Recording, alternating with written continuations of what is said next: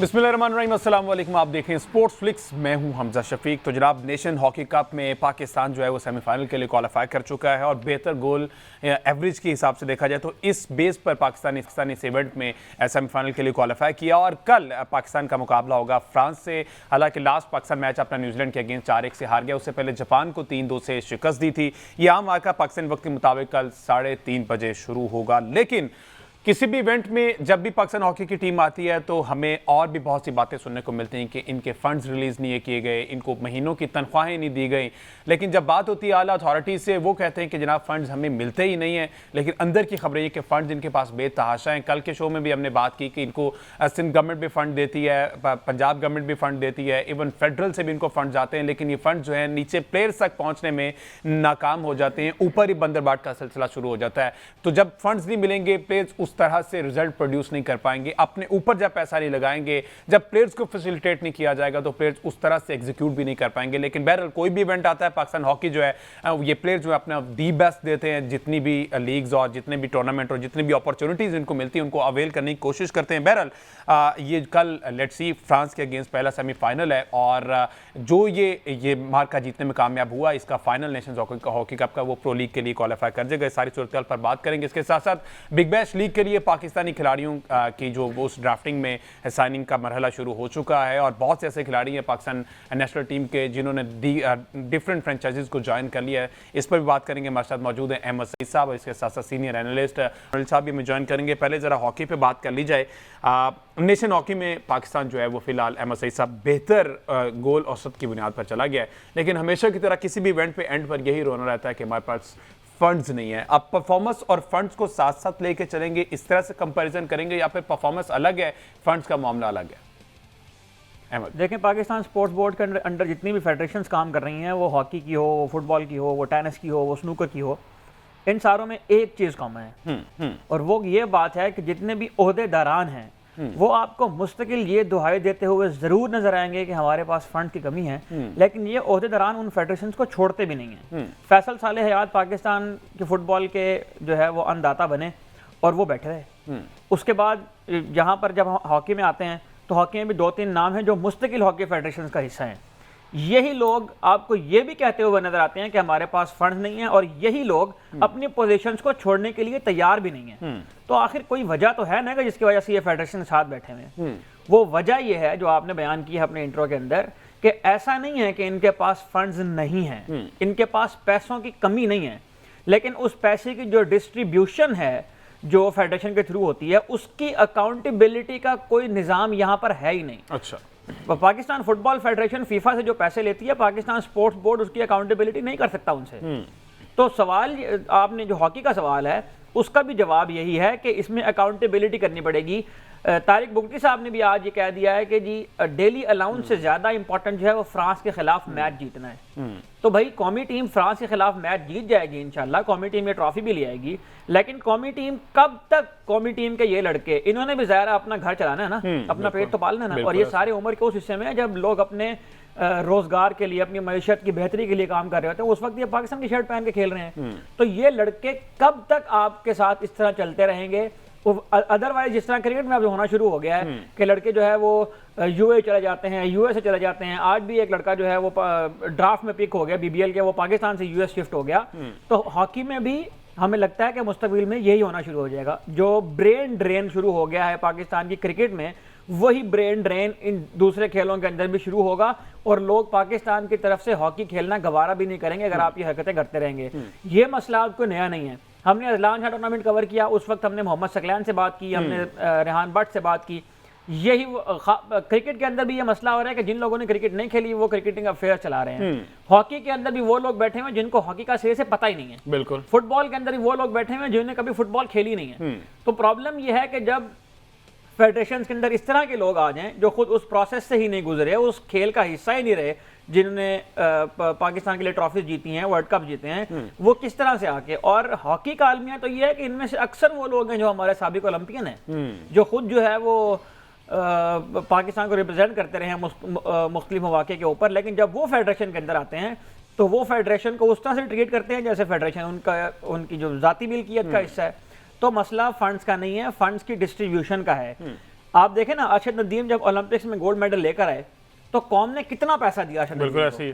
तो पाकिस्तान में स्पोर्ट्स के ऊपर पैसा खर्च करने का मसला नहीं है, उस पैसे का दुरुस्त अंदाज में खर्च होना, उसको एक चैनल के थ्रू लोगों तक पहुंचाना, इसका मसला है। और पाकिस्तान हॉकी का आलमी अभी यही है। बिल्कुल ठीक है। अली थनोली साहब, आपको क्या लगता है? सर, जब मैंने तो बचपन से अब तक जितनी भी मेरी उम्र होगी, मैंने यही सुना है कि पाकिस्तान हॉकी जो है वो फंड्स की मुतलाशी है, फंड्स नहीं मिलते। और अब हर टूर्नामेंट में, ना सिर्फ एक, हर टूर्नामेंट में एंड पर खबर यही मिलती है कि जनाब प्लेयर्स को इवन डेली अलाउंस नहीं मिल रहा, जो कि एक बड़ा माइनर सा होता है, वो भी नहीं दिया जा रहा। अब इसमें भी ये कि 10 रोज के दौरान एक दिन भी जो डेली अलाउंस है वो नहीं दिया गया। तो आपने इस बारे को तहकीक की है कि आखिर क्यों हमेशा फंड्स पर ही बात आकर क्यों रुकती है? अगेन वो अहमद सईद वाली बात कि डिस्ट्रीब्यूशन का मसला, या फिर सिरे से फंड्स है ही नहीं? सर, ये फंड से ज्यादा तो मुझे नीयत का मसला लगता है। अगर आप देखें तो ओवरऑल भी जो फंड्स पे जो लोग बैठे हैं, अभी तक आप देखें इस पूरी सिचुएशन में 2 ग्रुपों के दरमियान एक तसादम चल रहा है और उसमें पाकिस्तान हॉकी जो है वो सफर हो रही है। आप देखें, एक शैला रजा का ग्रुप है, एक दूसरा ग्रुप है, और एक चाहता है कि हम कराची से ये सिस्टम चलाएं और एक चाहता है कि हम लाहौर से सिस्टम चलाएं। फिर जब इस्लामाबाद में भी कैंप लगा तो उसमें आपने देखा होगा कि उससे पहले जो राना मशहूद हैं उन्होंने इस पे पीएम से बात की और उस पे फंड के जो मामला थे वो उठाए। पर जब तहकीक की गई तो उसमें जो पहले जो फंड्स दिए गए थे उसमें खुर्द-बुर्द सामने आई। अब मसला वही है कि जैसे आपने बात की, 2000 रुपए पर डे स्टाइपेंड लोकल बनता है और इंटरनेशनली 40,000 रुपए स्टाइपेंड बनता है, तो वो देने में कितना एक मसला है, और वो कोई इतनी बड़ी अमाउंट भी नहीं है। जैसे अगर आप पीएसएल में देखें, सिर्फ 2000 रुपए डेली अलाउंस है। 2000 रुपए जो लोकल फंड अलाउंस है वो 2000 रुपए बनता है, और 40,000 रुपए इंटरनेशनल फंड है वो बनता है। अब आप ये बताएं ना, ये देना कितना एक मुश्किल काम है। और इसी तरह मतलब जो हमें इंटरनेशनल हॉकी फेडरेशन से जो फंड आते हैं उसकी क्या अकाउंटेबिलिटी होती है? वो तो इतने फंड्स हैं कि अब आसानी आप जो चीजें हैं वो मैनेज कर सकते हैं। जो हमारे बेचारे जो हॉकी के प्लेयर्स हैं वो उनकी फैमिलीज नहीं है, उनके साथ उनके जो खर्चे हैं या वो चीजें नहीं है। सिर्फ एक पाकिस्तान में पाकिस्तान क्रिकेट ही रह गया है। अगर आप पाकिस्तान क्रिकेट को, वही बात है कि अगर फंड्स वो जो आईसीसी हमें देता है, जो हमारा शेयर आता है, वो अगर निकाल दें तो पाकिस्तान में उसके अगेंस्ट हमने क्या किया है? कुछ नहीं किया हमने। आप देखा जाए तो हमने बहुत सारी चीजें मिस मैनेज की हैं हर सेक्टर में, चाहे आप क्रिकेट को ले लें, हॉकी को ले लें, स्क्वाश को ले लें, जिसमें हम चैंपियन थे, हमने बहुत अच्छा इसमें परफॉर्म किया, पूरी दुनिया हमें मानती थी। पर मसला वही मिस मैनेजमेंट का आ जाता है। हम पाकिस्तान में कोई टैलेंट की कमी नहीं है, क्रिकेट में देख लें, हॉकी में देख लें, स्क्वाश में देख लें, इवन अब आप अदर स्पोर्ट्स में, अरशद नदीम ने आपको एक उनके पास इंटरनेशनल स्टैंडर्ड की जेवलिन थ्रो भी नहीं थी, जेवलिन स्टिक भी नहीं थी। तो आप देखें कि पाकिस्तान में कुछ फंड्स की भी मसला नहीं है, मसला सिर्फ नीयत का है। अगर आपकी नीयत ठीक हो जाए तो चीजें बेहतर हो सकती हैं। दूसरी बात यह कि पाकिस्तान हॉकी को अगर आप फंड मैनेज नहीं कर सकते, जैसे पीएसएल आपने कराई, उसमें पब्लिक प्राइवेट पार्टनरशिप की, लोगों को इन्वॉल्व किया, उसमें डिफरेंट कंट्रीब्यूटर्स लेके आए, तो आप एक ये डिपार्टमेंटल उनको आप नौकरियां दें और उसमें किसी तरह आप ये पब्लिक प्राइवेट पार्टनरशिप करके लोगों को इंगेज करें, ये कितना मुश्किल काम है हमजा भाई। ये तो आप एक किसी डिपार्टमेंट को, आप किसी एक छोटे से छोटे ऑर्गेनाइजेशन को ये उठा के ये टास्क दे दें तो उनके लिए कोई एक टीम चलाना कोई मसला नहीं है। जहां पे 2000 रुपए स्टाइपेंड है, वहां पे लोगों का स्टाइपेंड भी बढ़ जाएगा। अगर आप उनकी तनख्वाह पे बात करें तो तनख्वाह भी उनकी बेहतर हो जाएगी।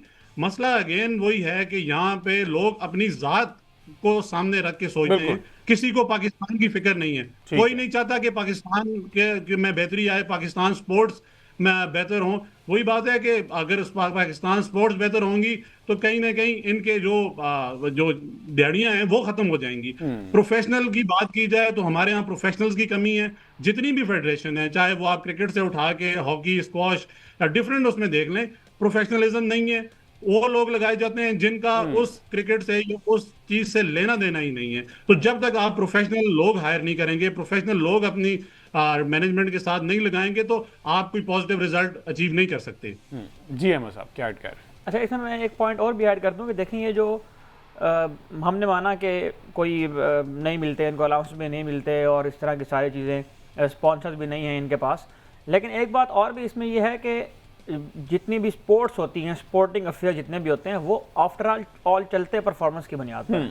आप ट्रॉफीज जीत कर लाएं, आप मेडल जीत कर लाएं, आप रिजल्ट्स दें, आप नताइज दें, तो मुझे लगता है कि लोग हॉकी के अंदर भी इन्वेस्ट करेंगे। दूसरी बात यह है कि हॉकी जो है वो 3-4 डिस्ट्रिक्ट से निकाल के, अब जिस तरह से क्रिकेट को प्रमोट किया जाता है पूरे मुल्क में, हॉकी के साथ भी अनफॉर्चुनेटली ये हुआ, स्क्वॉश के साथ भी अनफॉर्चुनेटली ये हुआ है कि ये कुछ मखसूस फैमिलीज के अंदर और मखसूस इलाकों के अंदर महदूद रहीं, जिनकी वजह से ये खेल उस तरह से तरक्की नहीं कर पाए।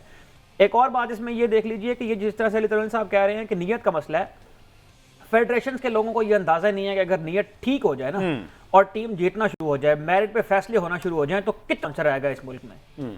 इस मुल्क में किसी खेल के टैलेंट की कोई कमी नहीं है। पाकिस्तान 26-27 करोड़ आबादी का मुल्क है और उसमें से जाहिर है कि अब ऐसा तो नहीं है कि सारा मुल्क जो है वो नेचुरल टेंडेंसी लेकर आता है कि उसने क्रिकेट खेलनी है, जो हम ये कहते हैं कि पाकिस्तान क्रिकेट एक मैड नेशन है, तो हर किसी के पास ये टेंडेंसी तो नहीं होती कि उसने क्रिकेट ही खेलनी है। हर बंदे की बॉडी टाइप अलग है, हर बंदे की दिलचस्पियां अलग है। इसी में से हॉकी के प्लेयर निकलेंगे, इसी में से वॉलीबॉल के प्लेयर निकलेंगे, इसी में स्क्वॉश के प्लेयर निकलेंगे। लेकिन मसला ये है कि इनको अगर आप इंसेंटिवाइज करेंगे, इनके फ्यूचर का ख्याल रखेंगे, इनकी टैलेंट मैनेजमेंट ठीक से करेंगे, तो ही ये लड़के जो है ऊपर आएंगे। मतलब कि अभी हम मुर्दे इल्जाम किसी एक को नहीं ठहरा सकते। आपने कहा कि प्लेयर्स अच्छा परफॉर्म करके देंगे तो ही मुर्दे इल्जाम तो अब हम यकीनन उन लोगों को ठहरा रहे हैं कि जो फेडरेशन के अंदर बैठे हुए हैं, जो मुतवादी फेडरेशन चला रहे हैं। मुर्दे इल्जाम हम पाकिस्तान स्पोर्ट्स बोर्ड को ठहरा रहे हैं, मुर्दे इल्जाम हम पाकिस्तान की स्पोर्ट्स मिनिस्ट्री को ठहरा रहे हैं। आखिर ये लोग क्यों इसके खिलाफ एक्शन नहीं लेते? इनकी जो मिनिस्टर्स की आए दिन जो है वो तनख्वाहें बढ़ती हैं, उन्हीं में ज़ाहिर स्पोर्ट्स के मिनिस्टर भी है ना। ये आए दिन यहाँ पर कोई ना कोई हमें वो सरगर्मी करवाते हुए, अच्छा मुझे जरा ये कंफर्म कर दें, चमक इनके ऊपर पड़ती है, लेकिन वो काम नहीं करते जो करने हैं। जैसे पीसीबी एक इंडिपेंडेंट इदारा है, आईसीसी की कोलैबोरेशन से वो सारा फंड्स इकट्ठा होता है, इवन वो गवर्नमेंट को टैक्स पे करते हैं, वो जो इनकम आती है। ये हॉकी जो है इंटायरली गवर्नमेंट के अंडर है, लेकिन हॉकी जो है वो पाकिस्तान स्पोर्ट्स बोर्ड के अंडर है। अच्छा। और पाकिस्तान स्पोर्ट्स बोर्ड के अंदर जितनी भी फेडरेशन आती हैं उन सबको ज़ाहिर है चलाना तो पाकिस्तान स्पोर्ट्स बोर्ड नहीं है। बिल्कुल ठीक है। लेकिन आफ्टर ऑल इस पूरे जो स्पोर्ट्स बोर्ड है और जितनी भी फेडरेशन है उनकी टेक केयर स्पोर्ट्स की मिनिस्ट्री करती है, तो ये मिनिस्ट्री के थ्रू चीजें ठीक होंगी ना। और ये अब बातें, मतलब ये बातें हम कोई नई बातें नहीं कर रही है, सारी बातें वो है जो काफी अरसे से हो रही हैं। ठीक है। तो खुदारा जिस तरह से उसने अरशद नदीम ने हमें गोल्ड मेडल ला कर दिया है, आप अगर मेरिट के ऊपर काम करें और आप इनको वो सहूलियात फराहम करें इंटरनेशनल स्टैंडर्ड की, ये जब जीतना शुरू होंगे ना तो आपको अंदाजा ही नहीं है कि यहाँ कितना स्पॉन्सर आएगा। ठीक हो गया जी, एक ब्रेक लेते हैं जी। ब्रेक के बाद वापस आएंगे तो हम करेंगे बिग बैश में पाकिस्तानी नेशनल प्लेयर्स की जो पिक्स हुई हैं, जिसमें मोहम्मद रिजवान, बाबर आजम, शाहीन शाह अफरीदी जैसे बड़े नाम भी जो हैं वो पिक कर लिए गए हैं। और इनके पिक होने के बाद उनको जो बूम मिला, उनके पेजेस को जो बूम मिला, उसको खास तौर पर डिस्कस करेंगे एक ब्रेक के बाद। स्टे विद अस।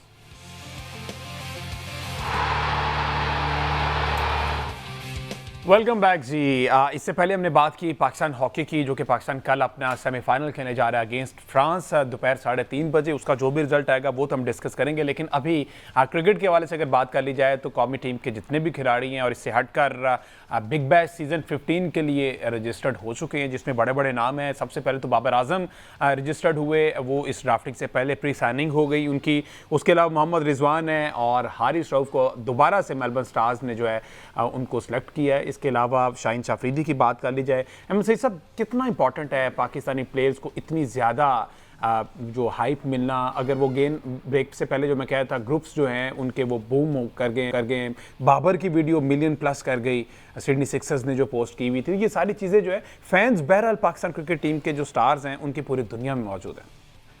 देखें, जहाँ तक बाबर आजम की बात है तो पाकिस्तान क्रिकेट के अंदर भी अभी आपने हालिया दिनों में सुना ही होगा कि बाबर आजम के बारे में कहा जा रहा था कि वो हमारे प्लान्स का हिस्सा नहीं है, कम से कम 6 महीने तक जो है उनको कंसीडर नहीं किया जाएगा।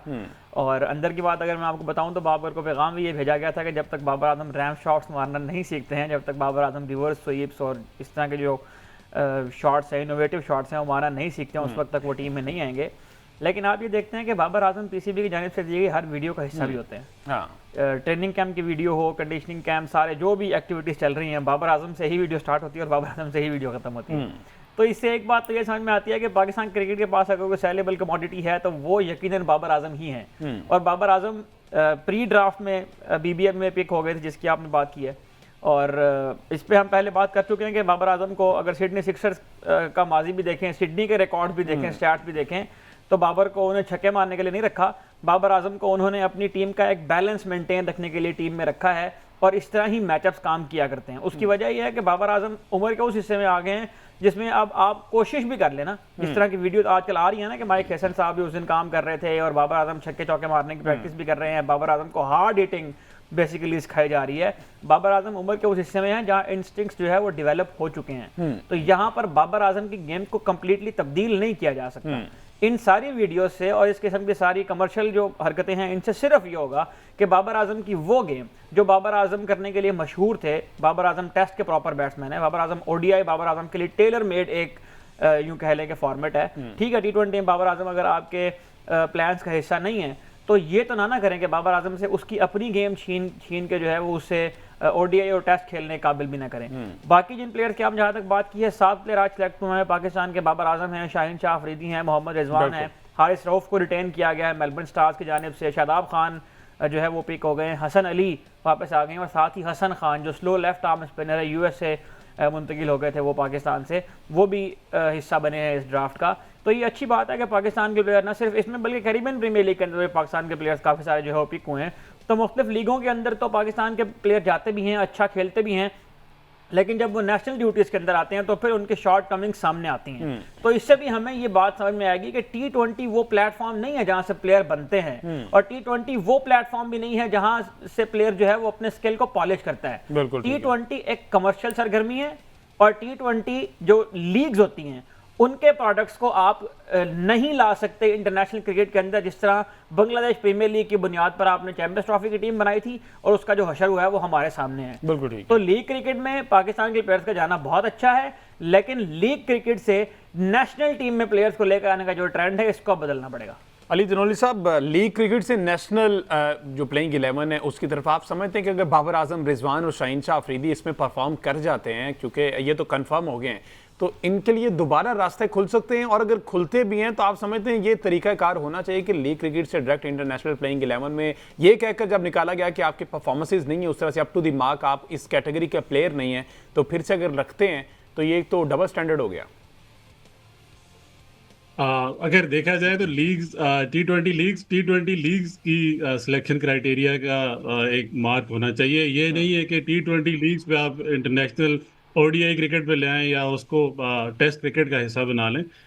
ये ठीक है कि इंटरनेशनल लीग से आप काफ़ी सीखते हैं, आपको इंटरनेशनल डग आउट शेयर होता है, एक इंटरनेशनल एक्सपोजर मिलता है, पर ये नहीं है कि अगर आपको यहाँ, मुझे तो बड़ी हैरत हो रही है कि हमने जिन प्लेयर्स को पाकिस्तान T20 से खैरबाद कह दिया वो यहाँ पे एक बड़े बड़े नाम सामने आ रहे हैं।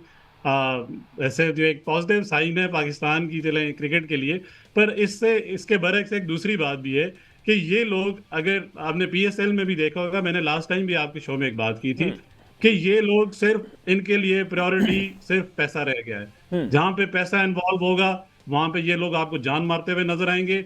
शाहीन शाह अफरीदी आप अगर देख लें कि उनका इंटरनेशनल जो करियर है या इंटरनेशनल स्टेट्स हैं, डेथ ओवर्स में उठा के देख लें, हारिस रऊफ, शाहीन शाह अफरीदी, शादाब खान, ये वो लोग हैं जिनको पाकिस्तान क्रिकेट से खैरबाद कह दिया गया शॉर्ट फॉर्मेट के लिए। हम ये नहीं कह रहे कि उनको आप बिल्कुल साइड पे कर लें, बड़े नाम है, उनको यूटिलाइज करें, पर ऐसे भी नहीं हो सकता कि हम होली कॉव बना के किसी को अपनी टीम में रखें सिर्फ इस बेस पे कि उसने रिसेंट पास्ट में बहुत अच्छी परफॉर्मेंसेस दी हैं।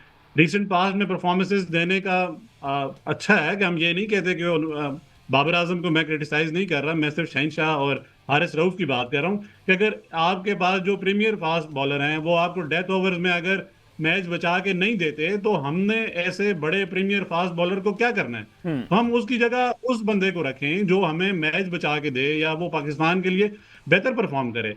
बाबर आजम बहुत अच्छी पिक थे, उन्होंने प्रूव भी किया, और आपने लास्ट मैच में देखा होगा उन्होंने उनकी जो ओवरऑल जो परफॉर्मेंस थी वो भी बिल्कुल अलग नजर आई। और हम चाहते हैं कि हम कोई इतनी ये नहीं चाहते कि हम गैर जरूरी तनकीद करें। तनकीद उस वक्त होती है कि जब आप परफॉर्म नहीं करते, जब आप परफॉर्म करते हैं तो कोई इतना पागल नहीं है कि वो आप पे बिला वजह की तनकीद करे।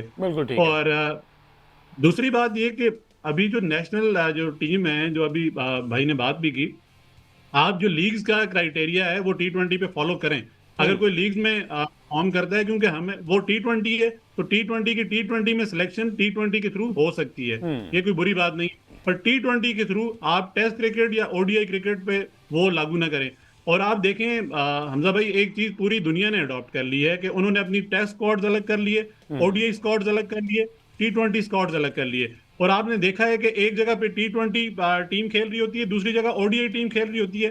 तो ये चीजें हमें अब साथ साथ हमें इनको ग्रूम करना पड़ेगा, और हमें हर फॉर्मेट के लिए कुछ स्पेशलिस्ट प्लेयर हमें पिक करने पड़ेंगे। हम ये भी नहीं चाहते कि आप पुराने नामों को लेके हम साथ चलते रहें। नए प्लेयर्स पे भी फोकस करना चाहिए, उन पे भी इन्वेस्ट करना चाहिए। अभी रिसेंट जो हमारी सीरीज हुई, आपने देखा कि हमारे जो नए प्लेयर्स हैं उन्होंने हमें परफॉर्म करके बिल्कुल दिया। ऐसे ही, ये भी ऐसे नहीं होता कि आप सीनियर प्लेयर को बिल्कुल ही वाइप आउट कर दें, उनको साथ रखें, उनका एक्सपीरियंस लेके चलें, और जो नए प्रो हैं उनको सिखाने में वो मदद करें। पर ये भी नहीं है कि आप पुराने रखें और नए को बिल्कुल चांस ना दें, क्योंकि आप अगर नए प्लेयर को चांस नहीं देंगे तो आपके पास जो टैलेंट है वो इंटरनेशनल क्रिकेट में आएगा ही नहीं, वो सीखेगा ही नहीं, वो ग्रूम ही नहीं होगा। एकदम से आप बिल्कुल पुरानी टीम पे या पुरानी स्ट्रेटेजी पे चले जाएंगे तो आपकी क्रिकेट ऐसे ही खत्म हो जाएगी। इसी तरह जो हम पिछले सेगमेंट में बात कर रहे थे, पाकिस्तान में जो हर स्पोर्ट्स की तबाही की वजह यही है, जो सीनियर प्लेयर्स होते हैं या जो सो कॉल्ड स्टार प्लेयर्स होते हैं, वो नए प्लेयर्स को मौका ही नहीं देने देते या नए प्लेयर्स को आने ही नहीं देते, जिसकी वजह से एक ब्रेन ड्रेन होता है और जो टैलेंट है वो एक बिल्कुल ठीक है, पूरी डिपार्टमेंट को या जो ठीक स्पोर्ट्स है उसको छोड़ने पे मजबूर हो जाता है। पाकिस्तान क्रिकेट की तो मिसाल ही ऐसी है कि यहाँ से एक दफा जिसको चांस मिलता है वो अगर ड्रॉप हो जाए तो वो उसको पाकिस्तान क्रिकेट ऐसे गायब करती है कि उसको वो तो नजर भी नहीं आता। ठीक है। तो इसलिए हमें चाहिए कि हमें अपने फॉर्मेट्स पे काम करें, डिफरेंट फॉर्मेट में डिफरेंट प्लेयर और स्पेशल प्लेयर और स्पेशलिस्ट प्लेयर पे काम करें जो पाकिस्तान की क्रिकेट में बेहतरी ला सकें। बिल्कुल ठीक है। अहमद साहब क्या ऐड करें, उसके बाद फिर नेक्स्ट टॉपिक देखिए, इसमें ज़ाहिर है इन प्लेयर्स को रखने की कुछ और वजूहत भी है ना। ज़ाहिर है ये जो T20 लीग्स हैं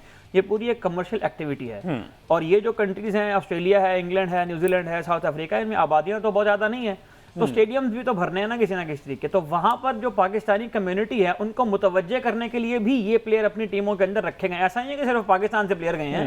एशिया सीरीज की जो टिकटें बिकी हैं उनमें से 50,000 टिकटें इंग्लैंड के जो लोग हैं उन्होंने खरीदी हैं वहाँ पे। कुछ ट्रैवल करेंगे, कुछ वहाँ से पहले से ही हैं। पाकिस्तान की बहुत बड़ी कम्युनिटी वहाँ पर है, एशियंस की बहुत बड़ी कम्युनिटी वहाँ पर है, तो उनको भी इकट्ठा करने के लिए, उनको मुतवज्जे करने के लिए भी इन प्लेयर्स को जो है वो लीग्स का हिस्सा बनाया जाता है। बाकी जहाँ तक ये बात इन्होंने की कि T20 लीग्स की परफॉर्मेंस की बुनियाद पर नेशनल टीम में लिया जाए, तो मैं थोड़ा सा इससे डिसएग्री इस बुनियाद पर करना चाहूँगा कि T20 लीग्स के अंदर जिन बॉलर्स को बैट्समैन खेलते हैं वो इंटरनेशनल क्राइटेरिया के बॉलर नहीं होते, और जिन बॉलर्स को बैट्समैन बॉलिंग करवाते हैं वो भी आम तौर पर ऐसा नहीं होता कि उनसे ही आपने इंटरनेशनल क्रिकेट में खेलना हो, बहुत कम ऐसा होता है। हमने स्टैट PSL के भी शेयर किए थे आपके सामने शाहीन अफरीदी के। शाहीन अफरीदी ने जब इंटरनेशनल स्टैंडर्ड के बैट्समैन को बॉलिंग करवाई, टीम सैफर्ड को 13 बॉलिंग उन्होंने करवाई, 28 रन लगे। डेविड वार्नर को 21 बॉलिंग करवाई, 28 रन लगे। यहाँ तक कि पाकिस्तान की इंटरनेशनल टीम के जो प्लेयर थे उनको भी जब वो बॉलिंग करवाने आए थे तो उनको 300 के स्ट्राइक रेट से रन हुए थे, और शाहीन अफरीदी जो है वो 19 विकेट लेकर इस PSL के कामयाब 3 बॉलर्स में से थे। तो आप उस स्टैंडर्ड को बिल्कुल भी कंपेयर नहीं कर सकते हैं इस इंटरनेशनल मटेरियल के साथ। बिल्कुल ठीक है। अच्छा, अभी अब बाबर आजम की आप बात कर रहे थे कि स्टार्ट भी बाबर से, एंड भी बाबर से। अभी ये फुटेज मेरे सामने चल रही है, बाबर आजम को जनाब ये बैट की कोई स्पीड चेक की जा रही है। एक तरफ तो आप उनको इन सीजन से हटा रहे हैं, अगर उनको रेड बॉल क्रिकेट की तरफ लेके जा रहे हैं तो फिर वहाँ पर इस चीज़ की ज़रूरत नहीं है, या तो फिर आपके वो प्लान का हिस्सा है, आपने उनको रेस्ट दिया, आपने उनको एक मौका दिया है कि जाएं, परफॉर्म करें, वापस आ सकते हैं। ये एक रीज़न हो सकती है, या फिर ये बाबर आजम की अपनी एक विल हो सकती है कि जनाब मैं अब ये अडॉप्ट करना चाह रहा हूँ, मैं जदीद जो तरीकाकार है क्रिकेट खेलने का, वही आप वाली बात कर रहे हैं। शॉर्ट स्वीप शॉट 3-4 महीने पहले हम यहाँ बैठे हुए थे स्पोर्ट्स फ्लिक्स पे, सलमान भट्ट साहब भी हमारे साथ यहाँ थे, तो यहाँ पर ये गुफ्तगू हो रही थी कि बाबर आजम को इस वक्त सबसे ज़्यादा ज़रूरत जिस चीज़ की है ना वो एक ब्रेक की है। समटाइम्स ऐसा होता है कि मेंटल बैरियर्स की वजह से आपकी जो फिजिकल एट्रीब्यूट्स हैं वो आपका साथ नहीं देते होते हैं, और यहाँ पर जो लोग कोचिंग करते हैं, जो लोग पाकिस्तान में क्रिकेट सिखाते हैं, उनकी अगर कैपेबिलिटी इतनी होती ना तो वो खुद ही जाकर उनको मशवरा देते कुछ टाइम जो है वो रेस्ट कर। दुनिया में जितने बड़े बड़े प्लेयर आए ना उन सब के कैरियर आप निकाल के देखें, एक सर्टेन पॉइंट के ऊपर आके वो भी रेस्ट लेते हैं ताकि अपने दिमाग को दोबारा से उसकी जो सलाहियत है उसको दोबारा से रीगेन करके वो आ जाएं। माइक हेसन जब न्यूजीलैंड की टीम में आए थे तो माइक हेसन ने केन विलियमसन को ब्रेंडन मैककलम नहीं बनाया था। माइक हेसन ये वाला फार्मूला पाकिस्तान की टीम में क्यों अपना रहे हैं कि वो बाबर आजम को आते हैं उन्हें कहा कि रैम शॉट्स मारें या रिवर्स स्विच मारें? इसकी वजह यह है कि माइक हेसन को ये मसला नहीं है, यहाँ पर उन लोगों को ये मसला है जो पाकिस्तान में जो सो कॉल्ड पाकिस्तान का जो कोचिंग कल्चर है उसका हिस्सा हैं कि बाबर आजम जब तक रैम शॉट नहीं मारेगा उस वक्त तक बाबर आजम की बैटिंग नहीं आएगी। बाबर आजम अपनी जिस तर्ज की वो क्रिकेट खेलता है उस तर्ज की क्रिकेट से भी इतने T20 मैच खेलने के बाद उसका स्ट्राइक रेट को बहुत ज्यादा फर्क नहीं है बाबर आजम के स्ट्राइक रेट में। और बाबर आजम स्ट्राइक रेट के साथ साथ और बहुत सारे एट्रीब्यूट्स हैं जो आपको देते हैं। ठीक है। तो इस उम्र में जो लोग बाबर आजम के साथ इस तरह के वीडियोस बना रहे हैं, आप मेरे से एक पेपर के ऊपर लिख के ना उसके ऊपर साइन करवा लें कि बाबर आजम की क्रिकेट तबाह करने का बाइस यही वीडियोस और यही लोग बनेंगे। बिल्कुल ठीक है जी, प्रोग्राम का वक्त खत्म हो गया। अगले शो में अली तनोली साहब से जनाब इस पर ये मजीद डिटेल डिस्कशन करेंगे कि बाबर आजम से ये करवाया जा रहा है या फिर बाबर आजम विलिंगली ये चीज़ें कर रहे हैं। नेक्स्ट शो में बात करेंगे। मुझे दीजिए इजाज़त। अल्लाह हाफिज़।